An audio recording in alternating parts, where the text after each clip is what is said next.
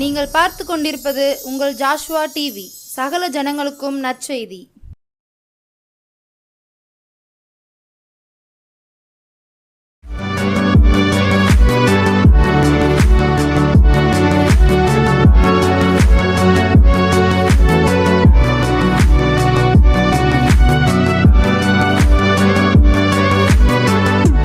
ஆண்டவராகிய இயேசு கிறிஸ்து நாமத்தினாலே உங்கள் யாவருக்கும் என் அன்பின் வாழ்த்துக்களையும் நன்றிகளையும் தெரிவித்துக் கொள்கிறேன். இந்த நாளிலும் கூட கர்த்தருடைய வார்த்தையை கேட்கும்படியாக இருக்கிற உங்கள் ஒவ்வொருவரையும் கர்த்தர் அளவில்லாமல் ஆசீர்வதிப்பாராக. தேவன் நம்மோடு பேசும்படியாய் ஒரு நிமிடம் நாம் கண்களை மூடி ஆண்டுடைய முகத்தை நோக்கி பார்ப்போம். எங்கள் அன்பின் பரலோக பிதாவே, உடைய வார்த்தைக்காய் ஸ்தோத்திரம். காத்திருக்கிறோமையா உடைய வார்த்தைக்காக. என்னோடும் எங்களோடு பேசுவீராக. அடியாளை நீ மறைத்துக்கொள், நீர் மாத்திரம் வெளிப்படும். இந்த வார்த்தையின் சத்தம் ஒவ்வொரு உள்ளங்களிலும் தொனித்து நம்ம வாழ்க்கையில ஆண்டவரே உங்களுடைய வல்லமையை வெளிப்படுத்தும்படியா நாங்கள் ஜெபிக்கிறோம். நீர் அப்படி செய்வதற்காக நன்றி. இயேசுவின் நாமத்தில் பிதாவே, ஆமென். இந்த நாளிலும் தேவன் நம்மோடு பேசும்படியாய் கொடுத்த அவருடைய வார்த்தை சகரியா தீர்க்கதரிசியின் புஸ்தகம் 9வது அதிகாரம் 11வது வசனம் 12வது வசனம். சகரியா 9, 11, 12. உனக்கு நான் செய்வது என்னவென்றால், தண்ணீர் இல்லாத குழியிலே அடைபட்டிருக்கிற உன்னுடையவர்களை நான் உன் உடன்படிக்கையின் இரத்தத்தினாலே விடுதலை பண்ணுவேன். நம்பிக்கையுடைய சிறைகளே அரணுக்கு திரும்புங்கள், இரட்டிப்பான நன்மையை தருவேன், இன்றைக்கே தருவேன். அண்டர் சொல்லுகிறார், நம்பிக்கையுடைய சிறைகளே அரணுக்கு திரும்புங்கள், இரட்டிப்பான நன்மையை தருவேன், இன்றைக்கே தருவேன் என்று சொல்லுகிறார். தேவ பிள்ளைகளின் வாழ்க்கையில வருகிற சிறையிருப்புகளை நம்முடைய ஆண்டவர் மாற்றுவேன் என்று இதுல வாக்கு கொடுக்கிறார். எத்தனையோ முறை ஆண்டவர் சொல்லி இருக்கிறார். இன்னைக்கு மறுபடியும் ஆண்டவர் சொல்லுகிறார், நான் ஆண்டவர் மேல நம்பிக்கை வச்சிருக்கிறேன், ஆனா ஒரு சிறையிருப்பு வாழ்க்கைக்குள்ள நான் இருக்கிறேன் அப்படின்னு சொல்றீங்களா? ஆண்டவர் சொல்லுகிறார், அரணுக்கு திரும்புங்கள், இரட்டிப்பான நன்மையை தருவேன், இன்றைக்கே தருவேன். ஏன் அந்த வாக்கு எப்படி இது நடக்கும் அப்படின்னு சொல்றாருன்னா, முந்தின வசனத்துல சொல்றாரு, நான் உன் உடன்படிக்கையின் இரத்தத்தினாலே விடுதலை பண்ணுவேன். ஒருவேளை நம்முடையவர்கள் சிறையிருப்புக்குள்ள இருக்கலாம், அல்லாவிட்ட நம்ம குடும்பம் ஒரு சிறையிருப்புக்குள்ள இருக்கலாம், நம்முடைய தனிப்பட்ட வாழ்க்கை ஒரு சிறையிருப்புக்குள்ள இருக்கலாம். ஆனா ஆண்டவர் சொல்லுகிறார், அது எப்படிப்பட்டதா இருந்தாலும் நான் உனக்காக என்னுடைய புது உடன்படிக்கையின் ரத்தத்தை சிந்திருக்கிறேன், அந்த இரத்தத்தினால் உன்னை அதிலிருந்து நான் விடுதலை பண்ணுவேன் அப்படின்னு ஆண்டவர் சொல்லுகிறார். அல்லேலூயா. அப்ப இயேசுவின் ரத்தம் நம்மை சகல விதமான சிறையிருப்புகளிலிருந்தும் விடுதலை ஆக்குகிறது, சகல விதமான கட்டுகளில் இருந்து நம்மை விடுதலை ஆக்குகிறது. அதற்காகத்தான் ஆண்டவருடைய ரத்தத்தை சிந்தினார். இந்த வசனத்துல சொல்லப்படுது சிறைகளே அப்படின்னு சொல்ல, நம்பிக்கையுடைய சிறைகளே. நாம வசனத்தை கேட்க நம்ம ஒவ்வொருவரும் ஆண்டவர் மேல நம்பிக்கை உள்ள ஜனங்கள். ஆனா சிறை நம்பிக்கையுடையவர்களாய் இருந்தாலும் கூட என் வாழ்க்கையில சிறை இருக்கு. சிறைனா இப்ப என்ன? ஏதோ ஒரு நெருக்கம், ஒரு துன்பம், ஒரு வேதனை. அதுதான் சிறைச்சாலைக்குள்ள போய் இருக்கிறவங்களுக்கு எப்படி இருக்கும் வாழ்க்கை? ஒரு நெருக்கத்தின் வாழ்க்கையா இருக்கும், ஒரு வேதனை நிறைந்த ஒரு வாழ்க்கையா இருக்கும், துன்பம் நிறைந்த ஒரு வாழ்க்கையா இருக்கும். அப்ப ஆண்டவர் சொல்லுகிறார், உங்க வாழ்க்கையில ஏதோ ஒரு விதத்துல ஒரு நெருக்கம், ஒரு வேதனை, ஒரு துன்பத்தை நீங்க தொடர்ந்து நீங்க அனுபவிச்சுக்கிட்டே வரலாம். ஆனா ஆண்டவர் சொல்லுகிறார், இது ஒரு சிறையிருப்பு. இந்த சிறையிருப்புல இருந்து நீங்க அரணுக்கு திரும்புங்க. அந்த அரண்னா யாரு? நம்ம இயேசுதான் நமக்கு அரணாய் இருக்கிறார், தேவன் நமக்கு அரணாய் இருக்கிறார். அப்ப அந்த அரணுக்கு திரும்புங்கள். அரணாகிய தேவனுடைய வார்த்தைக்கு நேரா நம்ம திரும்புவோம். இன்னைக்கு ஆண்டு நம்மளோட பேசுறார். ஒரு சில பக்தர்கள் வழியாய் அந்த வார்த்தைகளை நம்மளோடு பேசுவார். அந்த வார்த்தையின்படி நான் அப்படி இருக்கிறேனா, நான் அந்த மாதிரி நடக்கிறேனா, நான் இப்படி செயல்படுறேனா அப்படின்னு யோசித்து அந்த வார்த்தைகளுக்கு நேரா திரும்புங்க. அப்பொழுது இரட்டிப்பான நன்மையை தருவேன், இன்றைக்கே தருவேன். நம்ம திரும்பிட்டோம் அப்படின்னா ஆண்டவர் குறித்த நேரத்துல அவர் முதலாவது இரட்டிப்பான நன்மைன்னு சொல்றார். அப்படின்னா என்ன? முதலாவது விடுதலை, 2வது ஆசீர்வாதம். அந்த சிறையிருப்பிலிருந்து வெளியே முதல்ல கொண்டு வந்துருவார், அதுதான் விடுதலை. 2வது ஆசீர்வாதம். விடுதலை ஆக்கிட்டு நீ போ அப்படின்னு சொல்ல மாட்டார் தேவன். அதுக்கென்று நமக்கென்று இவ்வளவு காலம் அனுபவிச்சோம் இல்லையா, அதுக்கு ஒரு ஆசீர்வாதத்தை தேவன் நமக்கு வைத்திருக்கிறார். அல்லேலூயா. அப்ப இந்த 2 நன்மையும் நான் தருவேன். அவர் குறித்த அன்றைக்கே தேவன் இந்த 2 நன்மையும் நான் தருவேன்னு சொல்லி வாக்கு கொடுக்கிறார். அப்ப இந்த சிறையிருப்பு எப்படி வருது, யாருக்கு வருது, அதுதான் இன்னைக்கு நம்ம பார்க்க போறோம். முதலாவது இந்த சிறையிருப்பு நம்முடைய பாவத்து நிமித்தம் வருகிறது. பாவத்து நிமித்தம் வருகிறது. 2 நாளாகமம் 33ஆம் அதிகாரம் 2ஆம் வசனத்துல, 2 நாளாகமம் 33ஆம் அதிகாரம் 2ஆம் வசனத்துல மனாசே என்ற ஒரு ராஜாவை குறித்து சொல்லப்பட்டிருக்கு. அவன் யூத குலத்து ராஜா. ஆனா அவன் எசேக்கியா என்கிற ராஜாவை குறித்து நம்ம எல்லாருக்குமே ஓரளவுக்கு தெரியும். உன் கண்ணீரை கண்டேன், உன் விண்ணப்பத்தை கேட்டேன் என்று சொல்லி 15 வருடங்கள் ஆயுசு கூட்டி கொடுக்கப்பட்டவன் தான் எசேக்கியா. அவனுக்கு பிறந்த அந்த மகன் மனாசே, அவன் தேவனுக்கு விரோதமாய் அவர் பார்வைக்கு பொல்லாப்பானதை செய்தான். 33 அதிகாரம் 10ஆம் வசனத்துல நீங்க பாத்தீங்கன்னா, மனாசேயோடும் அவனுடைய ஜனத்தோடும் பேசின போதிலும் அவர்கள் கவனிக்காதே போனார்கள். 2ஆம் வசனத்துல சொல்லிருக்கு, அவன் கர்த்தரின் பார்வைக்கு பொல்லாப்பானதை செய்தான். அவன் கர்த்தருக்கு விரோதமா ரொம்ப தவறு செய்தான். ஆண்டவர் அவன் சேவிக்கவே இல்லை. அது மாத்திரம் இல்ல, தேவனுடைய அவனுக்கு முன்னால எத்தனையோ ராஜாக்கள் அதே போலதான் நடந்தாங்க. ஆனா இவன் அந்த ராஜாக்கள் எல்லாம் விட அதிகமாய் விக்கிரகத்தை கொண்டு வந்து தேவனுடைய ஆலயத்துல கொண்டு வந்து வைத்தான். தன் பிள்ளைகளை தீமிதிக்க பண்ணினான். நிறைய காரியங்களை தேவன் வெறுக்கிற, அருவருக்கிற, அவரை கோபப்படுத்துகிற நிறைய காரியத்தை செய்யலாம். ஆனா ஆண்டவர் என்ன பண்ணாரு, எடுத்த உடனே அவனை சிறையிருப்புக்குள்ள கொண்டு போல, அவனோடும் அவனுடைய ஜனங்களோடும் கர்த்தர் பேசிக்கொண்டே இருந்தார். தீர்க்கதரிசிகளை கொண்டு ஆண்டவர் பேசிக்கிட்டே இருக்கிறார். நீ இதை செய்யறது தவறு, நீ இப்படி செய்யாத, நீ இந்த காரியத்துல மனம் திரும்பு, தேவன் உன்னை சிறையிருப்புக்குள்ள கொண்டு போயிடுவாரு அப்படின்னு சொல்லி எச்சரித்து எச்சரித்து தீர்க்கதரிசிகள் மூலமா ஆண்டவர் பேசிக்கொண்டே இருக்கிறார். ஆனால் அவர் மனாசே அந்த ராஜாவும் ஜனங்களும் அந்த வார்த்தையை அவங்க கவனிக்கவே இல்லை. அவங்க இஷ்டப்படி அவங்க நடந்து கொண்டே இருந்தார்கள். அப்பொழுதுதான் அவன் வாழ்க்கையில சிறையிருப்பு வந்தது.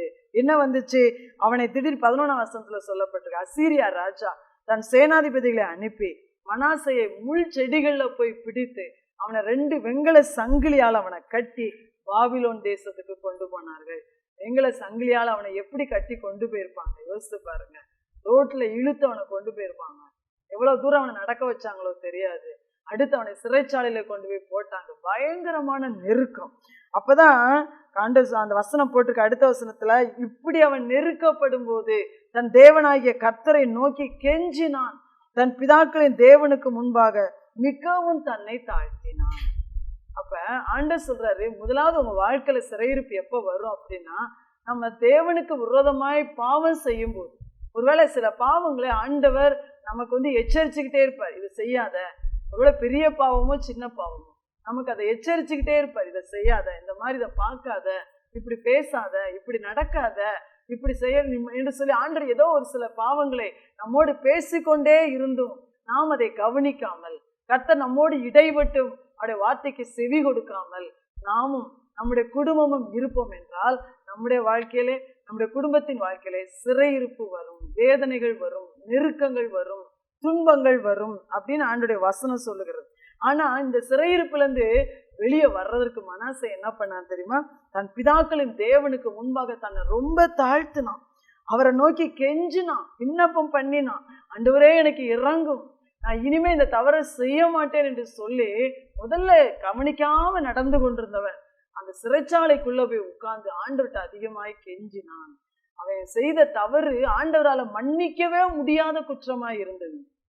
ஆனாலும் அவன் தாழ்த்தி கெஞ்சி ஆண்டவர்கிட்ட அழுது கதறி அவன் விண்ணப்பம் பண்ணதுனாலே தேவன் அவனுக்கு இறங்கி அவனுக்கு அந்த சிறையிருப்பிலிருந்து விடுதலை கொடுத்தார். ஹல்லேலூயா. அது மாத்திரம் அல்ல, விடுதலை கொடுத்து அந்த தேசத்துல அவர் வச்சிருக்கல, மீண்டும் எருசலேமுக்கு கொண்டு வந்து, ஏன்னா அவன் எருசலேம்ல தான் ராஜாவா இருந்தான், ராஜாவாக தேவன் மறுபடியும் அவனை நிறுத்தினான்.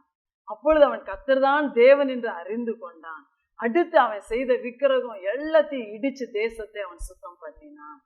ஆனாலும் கூட கர்த்தர் அவன் செய்த பாவத்தை முழு தேசத்துக்கும் அவர் மன்னிக்கல. ஆனா அவனுக்கு மாத்திரம் அந்த இரக்கம் கிடைத்தது.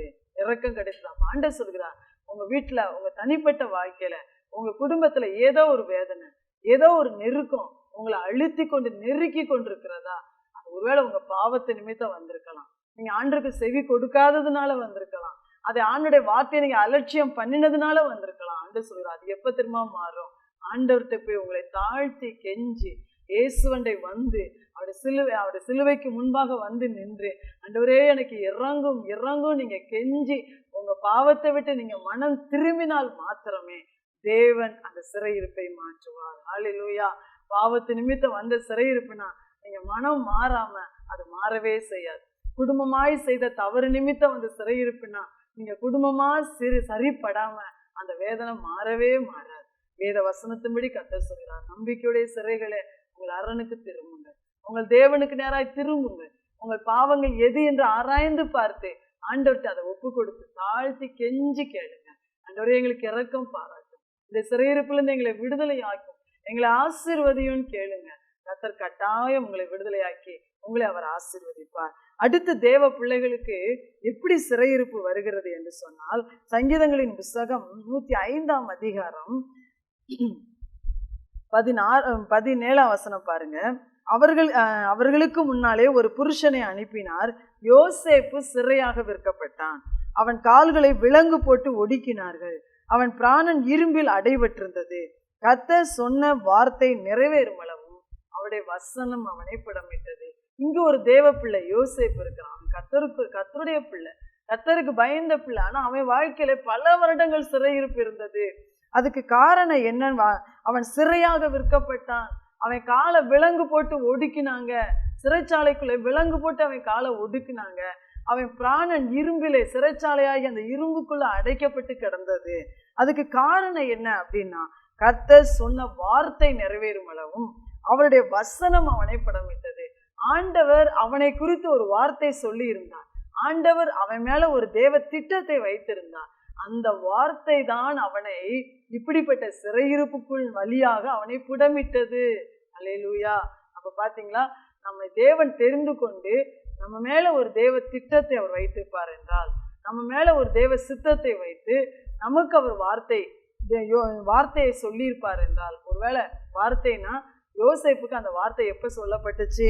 ஆதியாகமம் புஸ்தகம் 37ஆம் அதிகாரம் 5-10 வரைக்கும் நீங்க வாசித்து பாருங்க. யோசேப்புக்கு சொப்பனத்தின் மூலமாய் சொல்லப்பட்டது. எப்படி யோசேப்பு தன் சகோதரமாட்ட சொல்லுகிறான், நாம் எல்லாரும் வயலில் அரிக்கட்டுகளை கட்டி கொண்டிருக்கிறோம், என் அரிக்கட்டு மட்டும் நிமிர்ந்து நிக்குது, உங்க அரிக்கட்டு எல்லாம் என்னை வணங்கி நிக்கிறதுன்னு சொன்னான். இன்னொரு சொப்பனம் சொன்னான், சூரியனும் சந்திரனும் நட்சத்திரங்களும் என்னை வணங்குகிறது அப்படின்னு சொன்னான். இதை வைத்துத்தான் அவர்கள் பொறாமையில எழும்பி யோசேப்பை அடிமையாய் எகிப்து தேசத்திலே விற்று போட்டார்கள். அப்ப யோசேப்புக்கு அந்த வார்த்தை சொல்லப்பட்டுச்சு. ஆனா அன்னைக்கு யோசேப்பு வாழ்க்கையில அது நிறைவேறுவதற்கு சாத்தியமே இல்லை.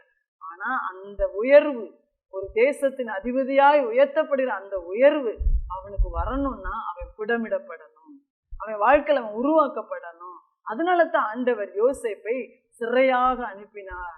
சிறையாக அவன் விற்கப்பட்டான். போத்திபார் வீட்டுல போய் பாருங்க, அவனை எப்படிலாம் புடமிடப்பட்டான். போத்திபார் வீட்டுல அடிமையாய் இருந்தான், அடிமையாய் வேலை பார்க்கிறான். போத்திபாருடைய மனைவியினாலே பொய்யாய் குற்றம் சாட்டப்பட்டு சிறைச்சாலைக்குள் போறான். அங்க சிறைச்சாலைக்குள்ளையும் பல வருடங்கள் அவன் இருக்கிறான். இருந்து பல வேதனைகளை அவன் அனுபவிக்கிறான். சிறைச்சாலை எப்படி இருக்கும் இல்லையா, பல வேதனை. அவன் காலில் விலங்கு போட்டிருந்தாங்கன்னு சொல்லப்பட்டிருக்கு. அவன் பிராணன் இரும்பில அடைக்கப்பட்டிருந்ததுன்னு சொல்லப்பட்டிருக்கு. அப்ப எவ்வளவு ஒரு வேதனை நிறைந்த வாழ்க்கை. பொய்யாய் குற்றம் சாட்டப்பட்டான். தான் நேசித்த தகப்பன், தாய், சகோதரர் எல்லாரையும் விட்டு அவன் பிரிக்கப்பட்டான். அடிமையா இன்னொரு தேசத்துல போய் இருந்தான், வாலிப மகன். ஆனா அந்த சூழ்நிலையில யோசேப்பு அது எல்லாவற்றும் பொறுமையோடு கூட அவன் சகித்தான். பொறுமையோடு அவன் சகித்தான். கடவுளுக்கு பயந்து நடந்தான். பாவத்தை விட்டு விலகி ஓடினான். தேவன் அவன் கூட இருந்தார். ஏன் அப்படின்னா அவனுக்கு கடவுளுக்குரிய பயம் அவனுக்குள்ள இருந்தது, கர்த்தருக்குரிய பயம் இருந்துச்சு. பாவத்தின் சோதனை தினந்தோறும் தன்னை அலட்டும் போது அந்த பாவத்தின் சோதனையை விட்டு அவன் விலகி ஓடினான். அடுத்து பாத்தீங்கன்னா அந்த சிறைச்சாலைக்குள்ள சமயம் கிடைக்கும் போதெல்லாம் ஆண்டவரை குறித்து சொல்ற சமயம் கிடைச்சிச்சுன்னா அந்த நேரம் சொல்லுவான். சொப்பனத்துக்கு அர்த்தம் கேட்கிறாங்க சிறைச்சாலைக்குள்ள, அவன் என்ன சொல்றான், சொப்பனத்துக்கு அர்த்தம் சொல்றது என் தேவனுடைய காரியம் அல்லவா என்று சொல்லி தன் தேவனை குறித்து அந்த இடத்துல சொல்லுகிறான். அடுத்து பாத்தீங்கன்னா அவன் வெளியே வந்த பிறகு அவனுடைய குணம் வெளிப்படுது. எப்படி வெளிப்படுது? நான் அல்ல, தேவன் தான் எல்லாவற்றையும் செய்வான். தேவன் அவன் மகிமைப்படுத்துறான். அடுத்து அவன் தன்னை அடிமையாய் விற்று போட்டு தன்னை இவ்வளோ பெரிய வேதனைக்கு காரணமா இந்த தன் சகோதரமார நேசிச்சு அவங்கள பராமரிச்சு கடைசி வரைக்கும் அவன் காப்பாற்றினான். அப்படி அவனுடைய சுபாவங்கள் எல்லாம் இயேசுவை போல மாறும்படியாய் தேவன் அவனை புடமிட்டார். அல்லேலூயா. அப்ப புடமிட்டு முடிகிற அந்த நாள் வரும்போதுதான் ஆதியாகமம் புஸ்தகம் 41ஆம் அதிகாரம் 14ஆம் வசனம், ராஜா ஆள் அனுப்பி அவனை கட்டவிழ்க்க சொன்னான். ஒரு நாள்லயே, அந்த நாள்லயே அவனுக்கு விடுதலையும் கிடைத்தது. அதே நாள்லயே ராஜா அவனை தன் ஆஸ்திக்கெல்லாம் அதிபதி ஆக்கினான். அல்லேலூயா. அது மாத்திரம் இல்ல, இவனை யாரு இதுவரைக்கும் கட்டி வச்சிருந்தாங்களோ பிரபுக்கள். அவன் போத்திபாருக்கும் அடிமையா இருந்தான். சிறைச்சாலைக்குள்ள நிறைய பேர் அவனை அடிமையா வச்சு ட்ரீட் பண்ணாங்க, அவனை கட்டுனாங்க. இப்ப ராஜா என்ன அதிகாரம் கொடுக்குறான்? நீ இனிமே ஏன் பிரபுக்களை ஓ மனசுபடி கட்டலாம் என்று அதிகாரம் கொடுத்தார். அல்லேலூயா. அருமையான கர்த்தருடைய பிள்ளைகளே, ஆண்டவர் நம்மை பார்த்தா சொல்றார், உங்களை குறித்த ஒரு தேவ திட்டம் இருக்கிறதா? நீங்க சிறையிருப்புக்குள்ள ஒரு வேளை போய்கிட்டு இருக்கலாம். ஆனா நான் ஆண்டருக்கு பயந்து நடக்கிறேன், நான் அவருக்கு பிரியமான பிள்ளை, ஆனா நான் ஜெபிக்கிறேன், நான் வேதத்தை வாசிக்கிறேன், ஆனா என் சிறையிருப்பு இன்னும் மாறலையே, என் நெருக்கம் மாறலையே, என் வேதனை மாறலன்னு நினைக்கிறீங்களா? உங்களை தேவன் அவருக்கென்று அழைத்திருக்கிறார், அவருக்கென்று வேறு பிரித்திருக்கிறார். உங்களை குறித்த ஒரு தேவ சித்தத்தை அவர் வச்சிருக்கிறார். ஒரு எழுப்புதல் தேவ திட்டம் வச்சிருக்கலாம். உங்களை அநேகம் ஆயிரங்களுக்கு ஆசீர்வாதமா அவர் தெரிந்து கொண்டிருக்கலாம். எத்தனையோ பேருக்கு வேலை கொடுக்கிற ஒரு தொழிலதிபரா அவங்களை வச்சிருக்கலாம். பல காரியங்கள் இருக்கிறது. அப்படி ஏதோ ஒரு பிளான், ஏதோ ஒரு தேவ திட்டம் உங்களை குறித்து ஆண்டவர் வைத்திருக்கலாம். அப்ப அந்த திட்டம் நிறைவேறுவதற்காகத்தான் உங்களை பிடமிட்டு கொண்டிருக்கிறார். அது நிறைவேறுவதற்காகத்தான் உங்களை உருவாக்கி கொண்டிருக்கிறார். ஆனா இந்த சூழ்நிலைய பொறுமையோட நம்ம சகித்து கொள்ளணும். அந்த சூழலில் நம்ம ஆண்டவரை நம்ம மகிமைப்படுத்தணும், ஆண்டவரை நம்ம பிரியப்படுத்தணும். அதே நேரத்துல நம்ம யாராலெல்லாம் பாதிக்கப்படுறோமோ அவங்கள நம்ம மன்னித்து நம்ம நேசிக்கணும். அப்படி யோசேப்பை போன்று நம்முடைய சுவாபங்களை கர்த்தருக்கு நேராக நாம் திருப்பும் போது, யோசேப்புக்கு ஒரே நாள்ல இன்றைக்கே தருவேன் சொன்னார் இல்லையா, அன்னைக்கே விடுதலை கிடைச்ச அன்னைக்கே அவன் தேவனால் உயர்த்தப்பட்டான். பல நாட்கள் கழிச்சு கிடையாது. சொப்பனத்துக்கு அர்த்தம் சொன்ன ராஜாவுக்கு ஒரே நாள்ல உயர்த்தப்படுகிறான். இதே போன்றுதான் கர்த்தர் உங்களுக்கும் செய்வேன் என்று சொல்லுகிறார். ஹல்லேலூயா. அப்ப தேவ பிள்ளைகளுக்கு அடுத்த சிறையிருப்பு தேவன் நம்ம மேல் வைக்கப்பட்ட தேவ திட்டம், தேவ சித்தத்தின் மூலமாய் நடக்கிறது. ஆனா அது கட்டாயம் முடிவுக்கு வந்துவிடும். அது முடிவுக்கு வரும்போது உங்களுக்கு விடுதலையும் ஆசீர்வாதத்தையும் தேவன் கொடுக்கிறார். அது சீக்கிரமா நடக்கலாம், நாளைக்கே கூட அது நடக்கலாம், எப்ப வேண்டுமானாலும் நடக்கலாம். ஆண்டவர் தைரியமா இருங்கன்னு சொல்றாரு. அடுத்து ஒரு சிறையிருப்பு சாத்தான் மூலமாய் வருகிறது. அது யாருக்கு வருதுன்னு உங்களுக்கு எல்லாருக்கும் தெரியும். யோபுவுக்கு சாத்தான் மூலமாய் சிறையிருப்பு வந்தது. யோபு 1:9 பாருங்க, சாத்தான் யோபுவை சோதிக்கிறான், ஆண்டவர்கிட்ட நிக்கிறான். யோபு உத்தமன், சன்மார்க்கன், பொல்லாப்புக்கு பயந்து தேவனுக்கு பயந்து பொல்லாப்புக்கு விலகுறவன் ஆண்டவர் சாட்சி கொடுக்கிறார். யோபு சாத்தான் சொல்றான், நீ சும்மாவா அவன் அப்படி இருக்கிறான், நீ அவனுக்கு உண்டான எல்லாவற்றையும் வேலையெடுத்து வைத்திருக்கிறீரே, அதனாலதான் அப்படி இருக்கிறான்னு சொல்றான். அப்பதான் ஆண்டவர் சொல்றார், போ, அவனுக்கு உண்டான அவன் ஜீவனை விட்டு எல்லாத்தையும் உன் கையில கொடுக்குறேன்னு சொன்னவனே ஒரே நாளிலே யோபு எல்லாவற்றையும் இழந்து போனார். எல்லாவற்றையும் அன்றைக்கே பிள்ளைகளை இழந்தார், அவனுடைய சொத்துக்கள் எல்லாவற்றையும் இழந்தார். வசனம் அதே அதிகாரம் கடைசி வார்த்தை 22ஆம் வார்த்தையில சொல்லுகிறது, இவை எல்லாவற்றிலும் யோபு தன் வாயினால் தேவனை குறை சொல்லவே இல்லை. ஆண்டவர் கொடுத்தார், ஆண்டவர் எடுத்தார், அவருடைய நாமத்துக்கு ஸ்தோத்திரம். தன் நாவினால யோபு பாவம் செய்யல. சாத்தான் அதைத்தான் எதிர்பார்த்தான். அதுக்குதான் இந்த சிறையிருப்பை அவன் கொண்டு வந்தான். இவன் உத்தமனா இருக்கிறான் இல்லையா, இவனை எப்படியாக ஆண்டவரை தூஷிக்க வச்சிருந்தோம் தான் இவ்வளோ பாடுகளை அவன் கொண்டு வந்தான். ஆனால் வசனம் என்ன சொல்றது, யோபு தன் நாவினால் பாவம் செய்யவில்லை, தேவனை குறித்து குறை சொல்லவும் இல்லை. அடுத்து சாத்தான் அதோட திருப்தி அடையல. அவன் சரீரத்தை கை வச்சிருந்தான், கட்டாயம் அவன் தூஷிப்பான்னு சொன்னான். ஆண்டவர் சரீரத்தை கை வைக்க அனுமதி கொடுத்தார். தலை முதல் கால் வரை பருக்களால் வாட்டி வதைத்தான். யோபு அப்ப மனைவி சொல்றார், நீர் இன்னுமா உம்முடைய உத்தமத்தில் உறுதியாய் நிற்கிறேன், தேவனை தூஷித்து ஜீவனை விடும். யோபு தூஷிக்கவே இல்லை, கர்த்தரை குறை சொல்லவே இல்லை, கர்த்தரை அவர் நிந்திக்கவே இல்லை. அப்பொழுது சாத்தான் வெட்கப்பட்டு போனான். அடுத்து நண்பர்களை அனுப்பினான். நண்பர்கள் முன்னால உட்கார்ந்து, உன் பாவத்தினாலதான் நீ இவ்வளவு காரியத்தை அனுபவிக்கிறேன்னு நிந்தித்து கொண்டிருந்தாங்க. அப்போ கூட யோபு கர்த்தரை குறை சொல்லவில்லை, தன் நாவினால் பாவம் செய்யவில்லை. ஒன்னே ஒண்ணு அவருக்குள்ள இருந்துச்சு, ஆண்டவர் எங்க இருந்தாலும் அவரை நான் சந்திக்கணும், அவர்கிட்ட என் வழக்கெல்லாம் நான் சொல்லணும்னு சொன்னார். அதை கூட தேவன் அவருக்கு தவறு என்று உணர்த்தி அவரை சரிப்படுத்தினார். யோபுவின் உத்தமம் பரீட்சிக்கப்பட்டது, அவருடைய விசுவாசம் பரீட்சிக்கப்பட்டது, அவருடைய பரிசுத்தம் பரீட்சிக்கப்பட்டது. என் கண்களால் உடன்படிக்கை பண்ணினான், என் நினைவுனால கூட நான் தவறு செய்ய மாட்டேன்னு சொல்றார். அவர் என்னை கொன்று போட்டா கூட பரவாயில்ல, நான் அவர் மேல நம்பிக்கையா இருப்பேன்னு சொன்னார். என் மீட்பர் உயிரோடு இருக்கிறாருன்னு சொன்னார். இப்படிப்பட்ட நம்பிக்கைக்குரிய வார்த்தைகளைத்தான் அவர் பேசினாரே ஒழிய மற்றபடி புலம்பினார், தவித்தார், அழுதிருப்பார், எல்லாம் நடந்திருக்கும். ஆனா தேவன் சாத்தான் எதிர்பார்த்த ஒன்றையும் யோபு செய்யவில்லை. ஹல்லேலூயா. அப்ப சாத்தானால எதுக்கு சிறையிருப்பு வருது? நம்முடைய உத்தமம், நம்முடைய பரிசுத்தம், நம்முடைய விசுவாசம் இதெல்லாம் சோதிக்கப்படும். ஆனா நம்மளும் யோபுவை போல நம்மளை காத்துக்கொள்ளணும். யோபு அளவுக்கு நாம் சோதிக்கப்படுவதில்லை. தேவ கிருபை நமக்கு இருக்கு. ஆனா ஆண்டவர் சொல்றார், யோபு கர்த்தரை குறை சொல்லல, கர்த்தரை நிந்திக்கல, கர்த்தரை விட்டு விலகி போகல. கர்த்தர் கொடுத்தார், கர்த்தர் எடுத்தார், அவருக்கு ஸ்தோத்திரம்னு சொன்னாரு. தன்னுடைய பலவீனத்தின் மத்தியிலும் கர்த்தரையே அவர் சார்ந்து கொண்டார். கடைசியா என்ன நடந்துச்சு? ஆண்டவர் சொன்னார், யோபின் புஸ்தகம் 42ஆம் அதிகாரத்துல ஆண்டவர் சொன்னார், உன் நண்பர்களுக்காக நீ ஜெபம் பண்ணணும்னு சொன்னார். அப்ப யோபு நண்பர்களுக்காக, தன்னை நிந்தித்த நண்பர்களுக்காக தேவனை நோக்கி அவர் ஜெபிக்கிறார். ஆண்டவர் தேவனை நோக்கி ஜெபித்த அந்த முகத்தை பார்த்து யோபு 42ஆம் அதிகாரம் 10ஆம் வசனத்துல, அந்த நாள்லே தானே, அன்னைக்கே யோபுவுக்கு சிறையிருப்பிலிருந்து விடுதலை வந்தது, முழு சரீரமும் சுகமானது, அவர் இழந்த எல்லாவற்றையும் ரெண்டத்தனையாய் ரெட்டிப்பாய் திரும்ப பெற்றுக்கொண்டார். அன்பான கர்த்தருடைய பிள்ளைகளை, உங்க வாழ்க்கையில கூட சாத்தான் போராடி பலவிதமான நெருக்கத்துக்குள்ளையும் பாடுகளுக்குள்ளையும் கொண்டு வந்திருக்கிறானா? இயேசு சாத்தானை சிலுவையில வெற்றி சிறந்தார். ஆதலால் நமக்கு கட்டாய இந்த சிறையிருப்பிலிருந்து விடுதலை உண்டு. அவர் அதற்காகவே அவருடைய உடன்படிக்கையின் ரத்தத்தை நமக்கு சிந்தி இருக்கிறார். அதனால யாரும் நம்ம சோர்ந்து பெற வேண்டாம். யோபுவின் சிறையிருப்பை மாற்றினவர் நம்முடைய சிறையிருப்பை மாற்றுவார். நம்ம ஆண்டவரை குறை சொல்ல வேண்டாம், குற்றப்படுத்த வேண்டாம், அவரே நம்ம சார்ந்து கொள்ளுவோம். கர்த்தர் சிறையிருப்பை மாற்றுவதை கண்களால் பார்ப்போம். ஜெபிப்போமா? அன்பு தகப்பனே, இந்த சிறையிருப்பை மாற்றுகிறவரை, இந்த நாளில் அப்பா சிறையிருப்பான வாழ்க்கைக்குள்ள யார் யார் இருந்தாலும், எது நிமித்தம் அவர்களுக்கு ஏற்பட்டிருந்தாலும், இன்றைக்கு எங்களுக்காய் சிந்தப்பட்ட உடன்படிக்கையின் ரத்தம் ஒவ்வொருத்தர் மேலே கடந்து வரட்டே ஏசப்பா.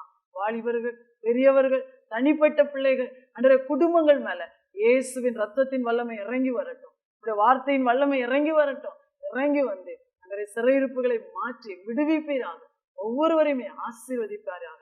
வெற்றிப்பான நன்மைகளால் ஒவ்வொருவரையும் நிரப்பும். அப்படி செய்வதற்காக நன்றி. இயேசுவின் நாமத்தில்